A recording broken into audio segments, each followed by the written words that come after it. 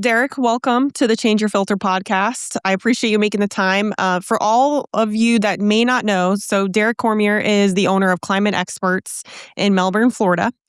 And if you've been either living underneath a rock or you're active on social media, you're more than likely have seen him in his videos. He's been educating homeowners, attracting technicians, and building trust long before someone's ever picked up the phone. So, Derek, welcome. Thanks for having me. So I kind of want to get right into it. Last year, I got to meet you at a marketing conference during the summer. So one, you can probably confirm this, that owners do go to conferences during the summer when they find them valuable. They do. What's funny is I just got back from 2 shop visits we did last week. We drove up to North Carolina. We visited a $25 million shop and a $47 million shop in the middle of summer.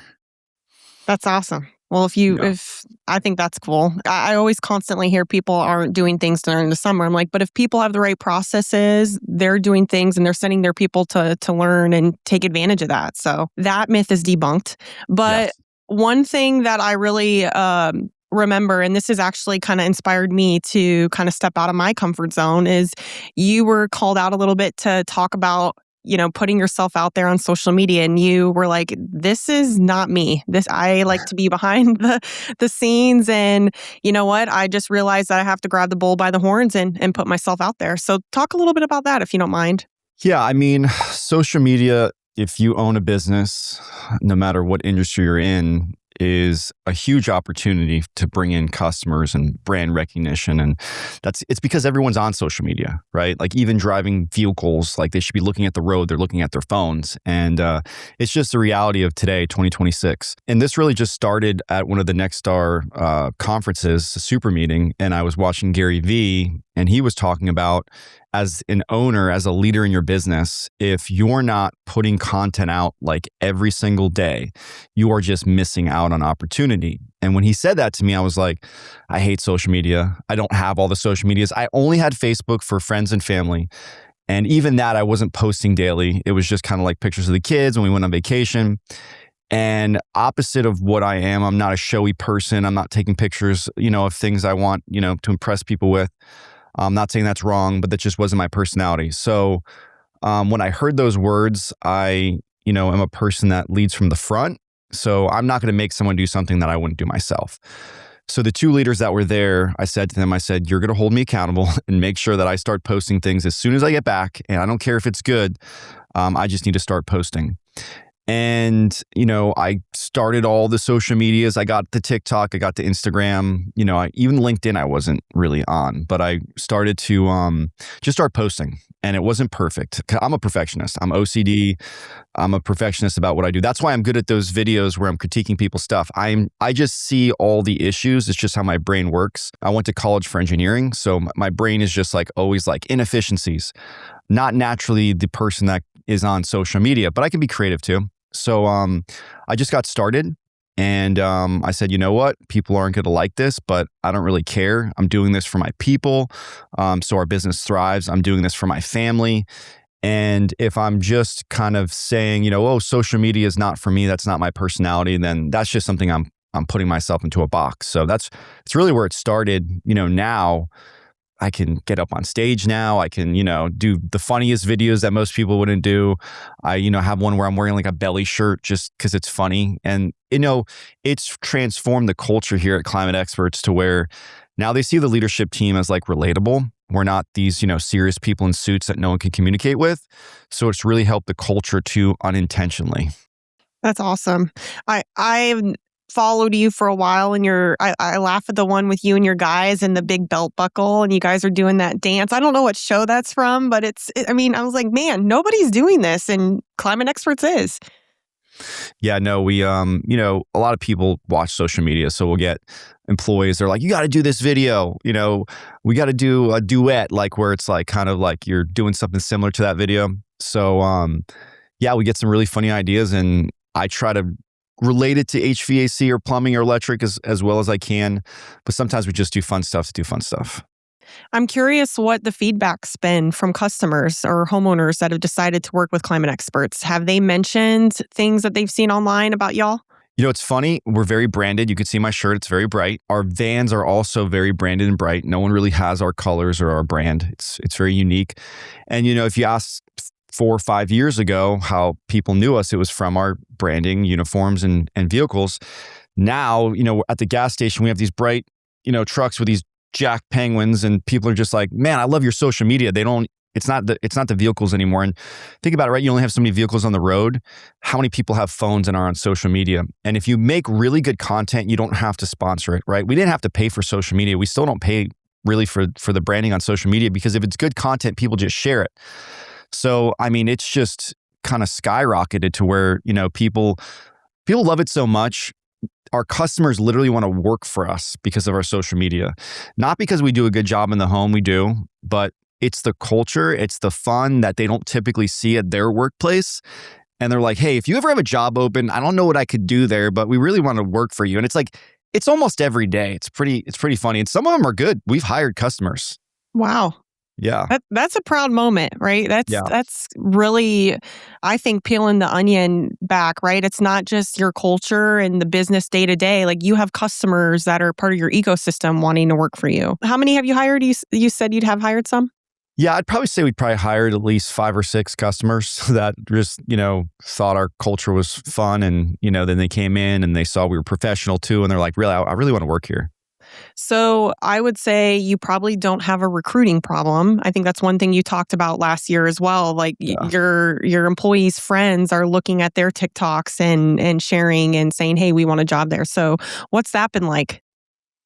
Yeah, it's interesting because, we used to just get everyone from Indeed, and, that's the common thread, right? And who's usually on Indeed? Job hoppers a lot of the times, Mhm. and we were getting a lot of applicants on Indeed, but, it was just people that were just coming for like the higher dollar an hour rate. They weren't really coming for our culture. They were just coming for a paycheck. And yeah, we never really had a recruiting problem before because we had a really good system, but now the retention is so much better because we're hiring the right people and the staffing levels are just almost on point. So the only reason we need to hire is because of our aggressive growth with how fast we're growing. But the people from social media, like, they find us on TikTok, Instagram, referrals because they're showing their friends the videos, are just better because they're coming here for our culture, for our brand. So they're more willing to shift towards our core values, our mission statement, where some of those people from Indeed are just, they didn't even really read the job description. You'd sit there in the interview and you'd be like, hey, why'd you choose Climate Experts? And it would typically be, because your guys' pay and benefits. And, that we're not having that so much. They're just like, because I saw the culture. I've seen you guys out in the community, so that's really been pretty awesome.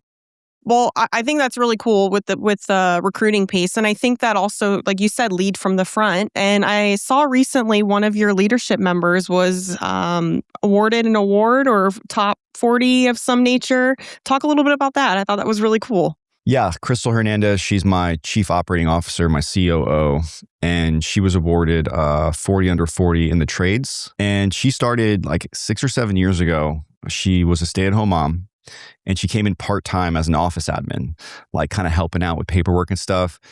And then she moved up to a CSR, and then she moved up to a dispatcher, a lead dispatcher, then a bookkeeper, financial coordinator, accounting manager, and now she's the chief operating officer of the company. And what that means here at Climate Experts is she's over everything in the office. So customer service manager, HR and staffing, pretty much everything in the office. My GM is at the same level as her. So my GM's over field and my CEO is over the office. And some people just put a GM at the top that's over everything. And I didn't like that because I know what it's like being an owner. It's just so many hats you have to wear. It's unrealistic. It's not something one person can do. So I said I wanted to set up like a partnership to where, someone was mainly responsible for this so they can kind of help each other out and hold each other accountable. And it's worked out really well. Well, shout out Crystal and congratulations. Yeah. That was really cool to see. And you've got, that trajectory that she, I don't want to say climb the ladder, but her growth through Climate Experts. And I think that aspires some of your employees to see like, hey, this is where you can be and this is where you can go. The world's your oyster.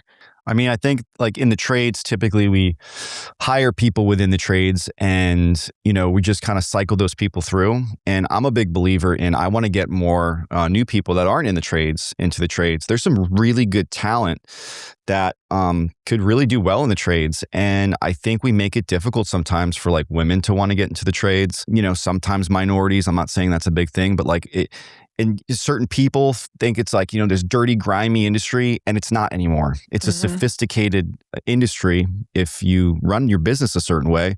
And there's so much opportunity, especially with AI coming in and taking some jobs. There's so much opportunity. So if you're a white collar person, I mean, I would maybe take a look at the trades because there's some opportunity there. Yeah, I would echo that. I mean, I've been in the industry now 10 years. I was a manufacturer rep prior to this, but I worked for Enterprise Rent-A-Car and sold wine prior. No knowledge of HVAC besides like my dad being in the industry. He was facility management, worked with plumbers, electricians, but that's about all I knew. But I think we bring a unique perspective from our experience in other elements. 100%. So I didn't know you went to school for engineering. So how did you get into the trades? I mean, I have an interesting background. So I grew up, my dad was a general contractor. So from 10 years old, every summer I was working on job sites, framing, I did tile. When I graduated high school, I was a foreman for his crews. So anything construction. I was even doing roofing in the middle of summer in Florida. And he wanted me to take over the family business. I was about like 20 years old. And I'm like, no way. I need to get out and do something else. Melbourne is kind of a smaller town. So I moved down to South Florida in Hollywood, which is kind of smack in between Fort Lauderdale and Miami. So a lot more culture there. And I became a police officer at 21. And I did that for 5 years. And I liked it, but I felt like I was missing something. I'm not a normal employee. Like I'm the type of person that my brain is like, go, go, go, go, go. So I moved back to Melbourne because I missed kind of the hometown. And I already had my 2-year degree. And I enrolled at UCF in Orlando to get my bachelor's in civil engineering. And while I was in school, I was working air conditioning on the side. And, I realized that I really loved it and it was easy for me. And it kind of paired like my technical brain with like, I can have some communication skills as well. So I was like, wow, like this is really cool because I'm in school doing like CAD and computer stuff. And I'm like, I'm good at it, but I'm just bored. And yeah, I met my wife while I was in college. She was a nurse in Orlando Regional Medical Center. And, she's ready to kind of start a family. I was in college after I was a police officer. So I was like 25 with like 18, 19-year-olds, in college at UCF. Yeah, no, I just took the leap full into air conditioning from that point and just worked for a bunch of companies. I was an installer. I was a technician, sales rep. I did every role. I worked in attics for years. Obviously, even when I started my own company in 2016, one truck, I did everything myself. So I've been in kind of all the seats. What was your favorite role? Technician. Why? I just like to solve problems. That's just how my brain's wired. I think that's why I became a police officer because I'm like, ooh, the biggest problems out there, I can solve them. So I love solving problems. Like most people are like, oh my God, I'm so overwhelmed. I'm like, I look for problems. Like people like don't want me here because they're like, oh, Derek's going to find something. So I love the problem solving aspect of it. I love that you got to go to a new home throughout the day. Like you go to 4 different houses and 4 different issues. And yeah, it just works with my mind. I just love it. So when you decided to open up your own business and do one truck, what are some of the things initially that you did to kind of get yourself started and resources and tools to help grow Climate Experts? So I did it all wrong in the beginning. So I'm going to tell you the right way because I don't want to tell you how I did it because it wasn't good. I started in 2016 and I brought my dad into the business and I brought my brother and my cousin. And we tried to do the family business thing. And I'm not saying you can't. I'm just saying a clear delineation of roles is really important if you're going to do something like that. Because if you both are doing the same thing, you're going to butt heads. And I mean, they're amazing people. It just did not work out well. So I did that from 2016 to 2019. I actually restarted from scratch in 2019 as one employee. We kind of parted our separate ways and I just restarted it again. And this time I'm not hiring family. I hired a really good office manager. I wanted to hire somebody that did something that I wasn't good at, right? I was a great technician. Like, I was great in the field. I wasn't great in the office. So I wasn't great on the phones with customers. So I hired a really good person first that could do the things I didn't want to do, so I could focus on what I was really good at. And that's just kind of what I did, right? I started hiring positions for things that there was a gap in the business that we needed as we grew. And I added Nexstar, I think, pretty quickly. I think we were 2020 or 2021, because I was never a business owner. I didn't know how to run a business. I didn't know how to read a profit and loss. I didn't know how to price myself properly. I was just looking at what competitors did, and I'm like, maybe I'll price a little bit lower than them, like some people do. And it was just a bad business model. As soon as I joined Nexstar, I'm like, wow, here's like the keys to like at least the concepts of how to run, a $0 to $10 million business. Now, once you're over 10 million like we are, you need to start looking into some other resources, which we are. That's why we did those shop visits. But I would say, know your goals right from the start. Like, have realistic goals. Like know what the number is that you need to make. You still need to be profitable in those first years. If you don't have a bunch of money saved up and you started this business, like, you're going to be stressed. You're going to be working 110-hour weeks. It's just not going to be fun. It could still be fun starting your own business. As long as you are profitable and you don't put too much money into it, unless you have a lot of money saved and you're like, I just want to scale. But most people that start one truck like I did, they're not priced right. They don't have a goal set. They don't know, how much profit they have at the end of the day. They're just winging it. And I would say, know your numbers. Find a business around you that's maybe a little bit bigger. Go to the $1 million shop, $2 million, $3 million shop. Don't go to the Tommy Mello. Don't go to the $50 million shop. They're so far from you as a one truck that there's going to be so much in your brain that you just can't do. It's going to be overwhelming, and you're at analysis paralysis. So I'd say just find the $1 million shop, 2, 3 that's doing well, that's profitable, and maybe model a little bit of what they're doing to get you to the next level. And I think if I did that, we would be in a much higher place. I mean, we've doubled every year since 2019, right? Like 2016 to 2019, I restarted it. We've doubled every year from there, and we're budgeted to do 15 million this year. We have 3 trades now, which I'm the license holder for all 3. So it's been pretty cool. That's awesome. Well, not everybody could probably come out, like if they're just starting, afford a best practice group like Nexstar. But I will say that this industry is very giving. There's so many Facebook groups, and I see it all the time. Hey, we're just starting out. Like, what do you recommend? There's so many people that are willing to give their advice and their opinion on what to do and like help out and reach out. And it's like, if you don't ask and if you're not in those groups, you're kind of shooting yourself in the foot. And you're asking for struggles.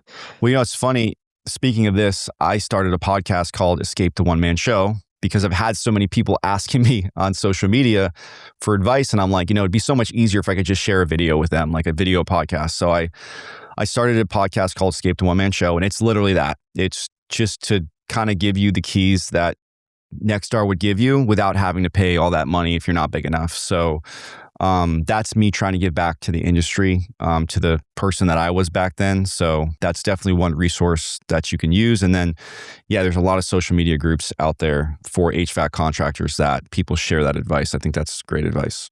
Well, now that you're at where you're at in rapid growth and you're, leaning on resources and technologies to help your business, what are some of those tools that you're using that you can attest like this has really made an impact at Climate Experts? Yeah, I mean, we use so many tools now. We were using Rilla. Now we use Field Pro, which is a Service Titans version of Rilla, where it records the technicians on site so that we can make sure that they're following script, that they're building value. And the nice thing is it's a coaching tool, right? It's not just to hold your people accountable. It's to coach them so that, we know what they can do better. And we've really seen a lot of improvement. The guys love it because they're on the app and they're like, oh man, I could have done this better. So they're self-coaching, right? They don't want to be micromanaged, but it's nice just to kind of look back and see what you might have did wrong. It's like rewatching a game if you're in sports and you're like, you know what? Oh, next time I can do this. So that's really helped with our results in the field. Obviously, we use Contractor Commerce, plug here. After that marketing meeting at Nexstar, I challenged Contractor Commerce a little bit in the meeting. Yes, you did.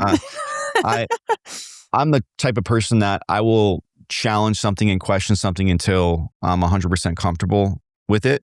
I am an early adopter though. Like we adopted AI very, very early.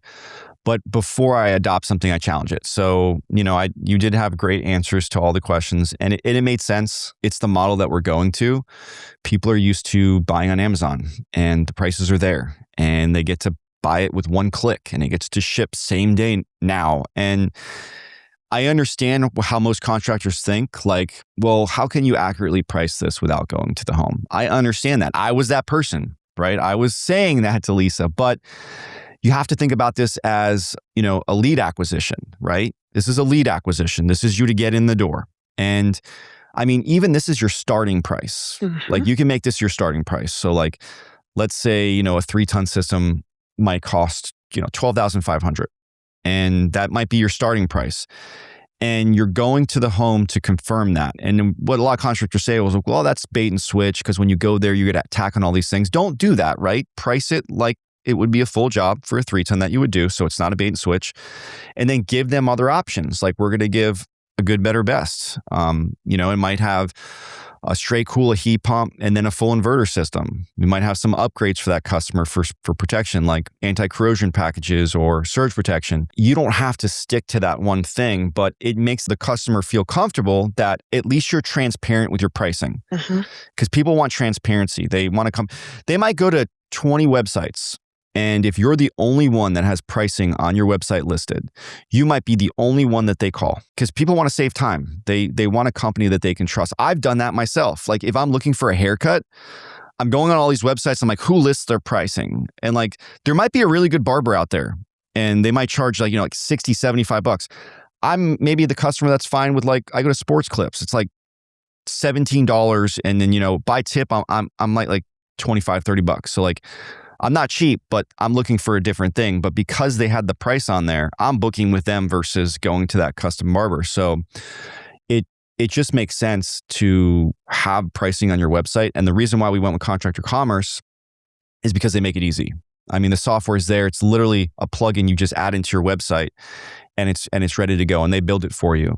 I mean, I could try to build this myself. I have an engineer's mindset, but it's not worth all the effort and work and then upkeep as prices change, as you want to add more things on. So that was a huge advantage for us for lead acquisition, and we've gotten a lot of leads from Contractor Commerce and we're constantly making it better. And it's really interesting. I've been testing some things with social media for Contractor Commerce on how to get more leads, and it's been working out really well. So, I mean, we could talk about that later. Yeah, no, I love to see that. One thing I do love that you've done that I don't think any of our customers is that you embedded a video on that quote. Like the owner's there, hey, Derek with Climate Experts, the question we get is how much does a system cost? Like that you're putting yourself out there. Like, here's our prices. And I think that really is a testament. Like as a homeowner myself, I'd be like, wow, okay. Like this is the real deal. People don't trust the trades. They don't. And unfortunately, we did it to ourselves. We don't make it easy for customers to do business with us. Amazon does. And look how big Amazon is, right? The companies that make it easy for you to do business with them, like grow, they do well. And we overcomplicate this process, right? Okay, I'd like an estimate. Sure, let's get this comfort advisor out. And yeah, we're going to be out there in a couple days and it's going to take like 2 hours. We're going to, do all these calculations and we're going to give you like 16 prices. And it's just confusing. And it's so confusing that guess what they do? They get bids from other companies because they're just like, I don't understand all this. This doesn't make sense. And we have to learn from other industries that we have to make the process easier and more simple. And we can still do the job right, but we need to do that. Yeah, I tell contractors, like, this is an and, not nor. Like, how you've built your business is the foundation. This is just another way to meet customers where they're at, right? Like you said, we shop online. And also, too, it's like, I have them look at how they shop. You mentioned it, right? How you get a haircut. Hey, if your appliance or your stove goes down, what are you going to do? Get on this thing and compare options and look at pricing. That's the same customer that's shopping, home services. So how else are you using AI in your business aside from Field Pro and the coaching? So I personally love AI. I use it every day. I love Claude. So I build a lot of things with Claude Code. So like I know a lot of companies hire outside companies to help them with Service Titan. So I've built my own dashboard that connects with Service Titan to get me numbers that are more accurate than Service Titan could give me. It does daily reports. We use AI in how we do recruiting as well, how they look at resumes and calculate if this person's a good fit based on how they answer certain questions. I mean, we use AI in so many parts of our business. Like, for example, like manager meetings. We do a daily huddle for our numbers, and we do, our one-to-ones and performance evals. We actually have a company called Fireflies that records all of those meetings. And it kind of is similar to what like Rilla and Field Pro does, but it's for managers and it's to coach them. And the good thing is it's a protection for employees too. Let's say a manager tells you, I'm going to definitely give you this $2 an hour raise. Oh, we're definitely going to give you Friday off. And it records that. So if they did say that and you're like, hey, this person told me that, like we can go back on Fireflies and we can see that, no, yeah, you're getting that day off. You're going to get that money. So it's a protective feature for the employee, and it's live coaching for the manager. Like it's got the same AI that we can ask the AI and say like, hey, what could this manager do better in this one-to-one that would make it more engaging? And it's going to say something like, well, your manager talked too much.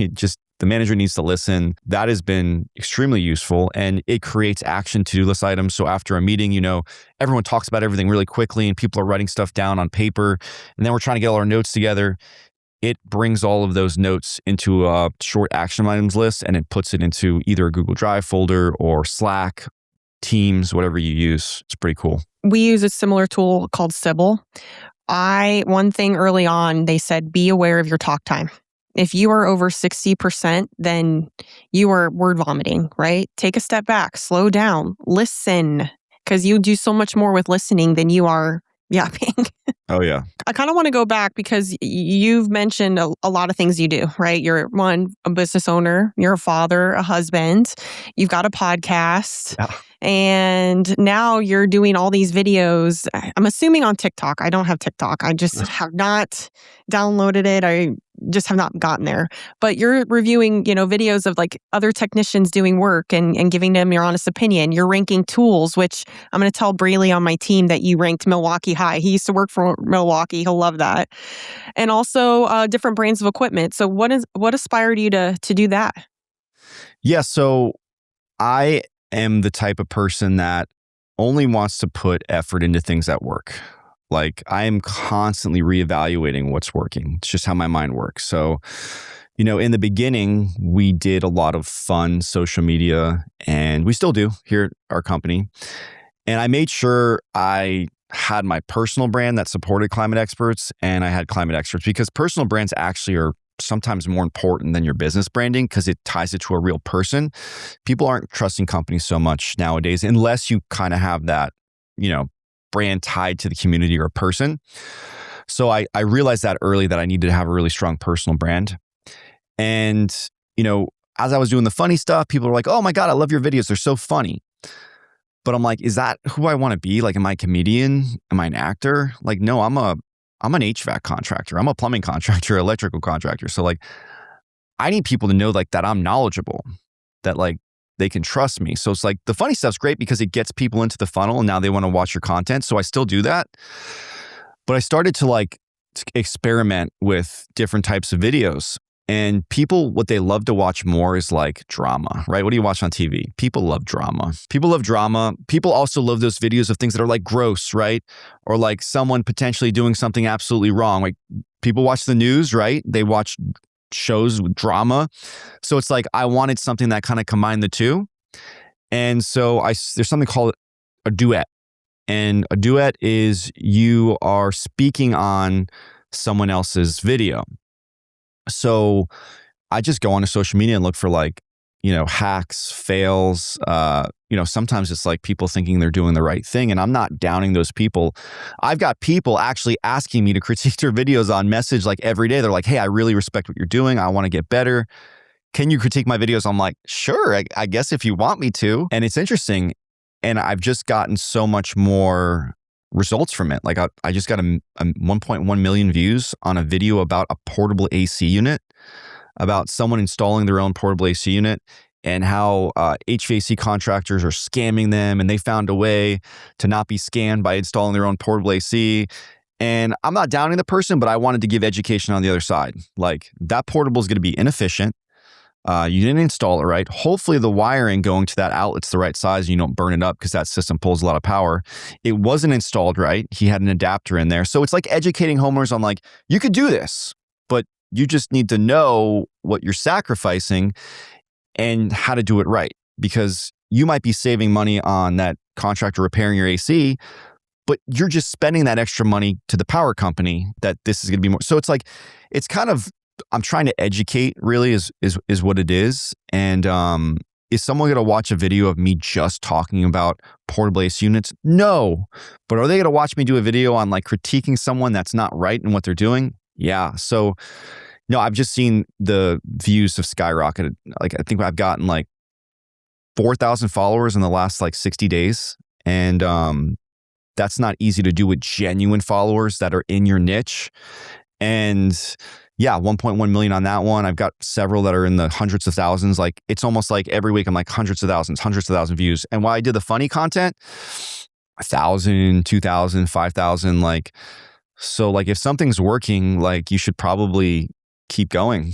Yeah, no, and replicating that. If the views are there, doing something that's similar but also different. And that's something we learned last summer too was, homeowners want content and education. And so you must have been learning in that class. Yeah, I definitely learned from that. Well, I've got some quick rapid fire questions. So don't put a lot of thought into it. All right. And tell me what your first response is. What's the first app you open every morning? Facebook. What's your favorite social platform? I'm going to say Instagram. Okay. Best business book. Best business book. This is a hard one because I read a lot of books. I'm going to say Bent, How to Win Back a Wayward Team. Okay. Haven't heard of that one. Best advice you've ever received. Best advice I've ever received. I'd say slow down and be in the moment. That's a good one. My normal tendencies is just to go, action. And when I just like look around and I'm like, wow, there's a lot of good things here. It just kind of centers you sometimes. Which is hard because we live in a very social world. Like we've talked a lot about social media and, building brand, and that requires being on this. So that kind of disconnects you from the quote unquote real world. But that's great advice. What I would recommend, because you could get lost in this stuff, right? You could look at every comment. Like as you start getting your social media and it starts going and you got, 1 million views on videos or hundreds of thousands every video, it's a lot of comments and you can't respond to them all. I hired somebody to post, to respond to comments, and it's nice. They even find me videos to critique, and most people send me videos.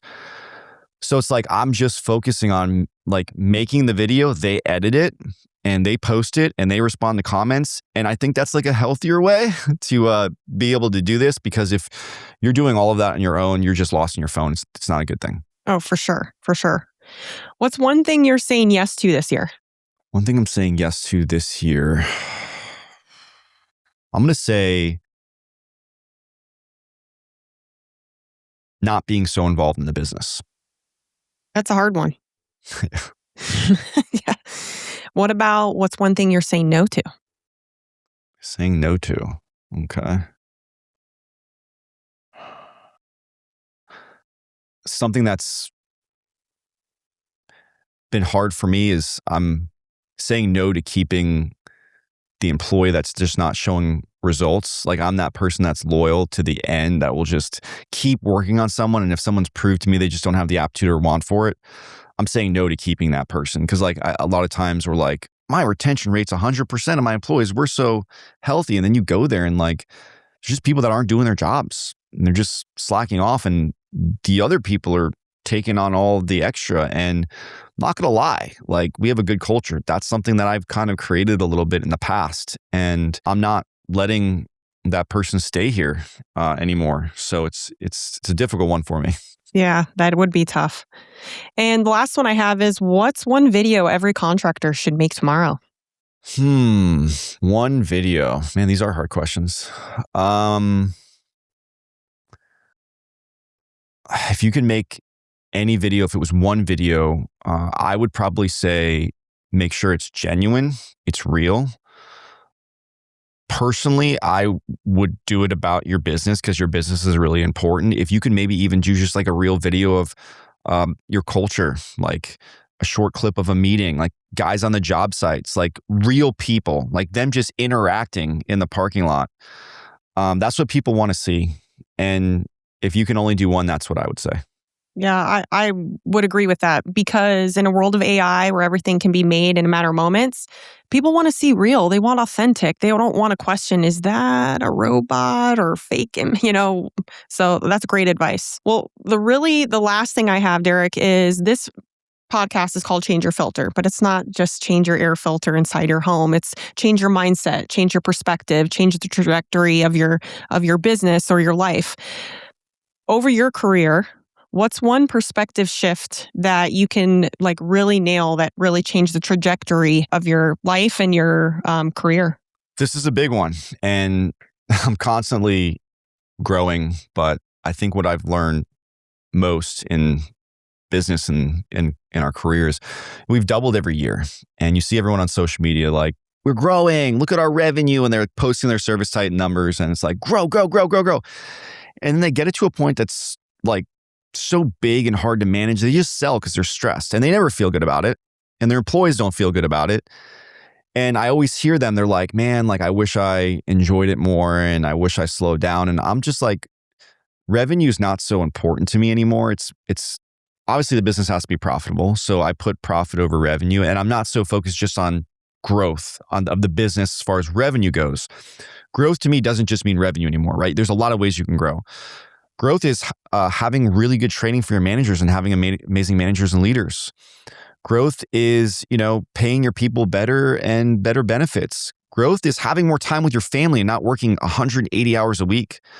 As I go and I visit these businesses and I see the growth, and all of them are working 1 million hours a week. They're not seeing their families, and they're like, yeah, I don't love it, but I got to do it. And it's just like, I'm just like, when is someone going to slow you down and be like, is this really what you want to do? Maybe you should reevaluate that. So that was a huge learning lesson to me, because I've been so focused on growth, double, more. And now I'm like, no, we don't need to grow the revenue.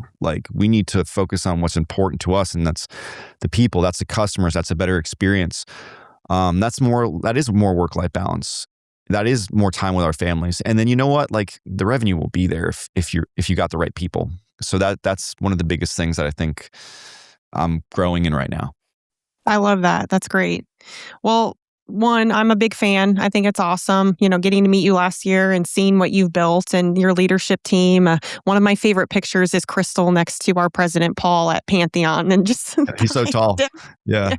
The height difference. But I wish Climate Experts so much success the remainder of the year, and look forward to all the videos and content. And if you're not following Derek, where can people follow you and find you? Yeah, so I'm on TikTok, Instagram, Facebook, LinkedIn. It's just at the Derek Cormier is my handle. Cool. Well, thanks for joining us here on the Change Your Filter podcast. And most importantly, thanks for being a Contractor Commerce customer, and wish you well in the rest of 2026. Thank you so much.